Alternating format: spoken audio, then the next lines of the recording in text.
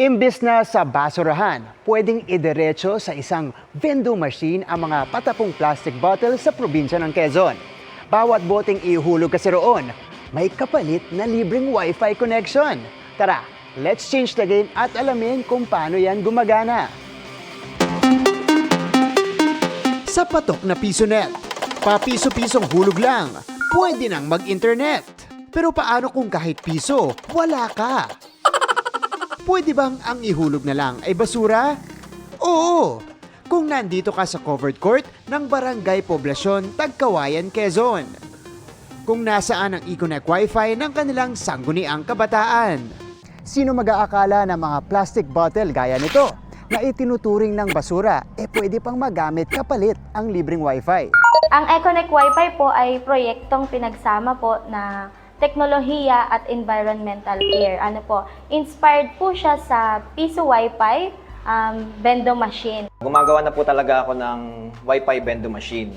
So, meron na rin ako daw mga design ng mga garbage acceptor, bottle acceptor. Kinabitan lang siya ngayon ng bottle acceptor. Sige nga, try nating mag-Econnect Wi-Fi.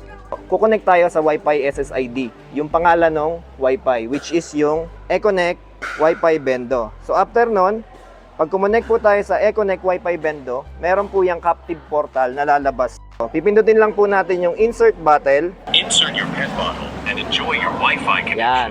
After po nyan, ilalagay natin dun sa butas yung plastic bottle. And enjoy your Wi-Fi connection. Yan. Tapos, kung maririnig nyo po, nag-count. Insert your pet bottle and enjoy your Wi-Fi connection. Yan. Insert your pet bottle and enjoy your Wi-Fi connection. Tapos, done paying. So, after po nun, connected na tayo sa internet. O di ba? Ang kailangan mo lang mga plastic bottle at ang iyong device para maka-connect sa Wi-Fi. At ang mga rates, 1 plastic bottle for 10 minutes, 5 plastic bottles for 1 hour, at 10 plastic bottles for 3 hours. May sensor ito na nakakadetect sa plastic bottle para sure na ito lang ang magpapagana. Pero pwede ring ibahin ang tatanggaping bote. Tipid na, makakatulong pa sa problema ng naiipong plastic. Sa Pilipinas pa naman, tinatayang may 2.3 milyong toneladang plastic ang naiipon kada taon. Nakakatulong na sa environment. Tapos yung mga Nakakatulong pa sa mga kabataan.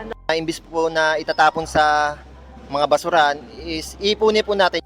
But what's next for this project? Magdadagdag po tayo sa mga iba pa pong bahagi ng aming barangay, mga pampubliko, like palengke, at saka po sa may batang sa plaza.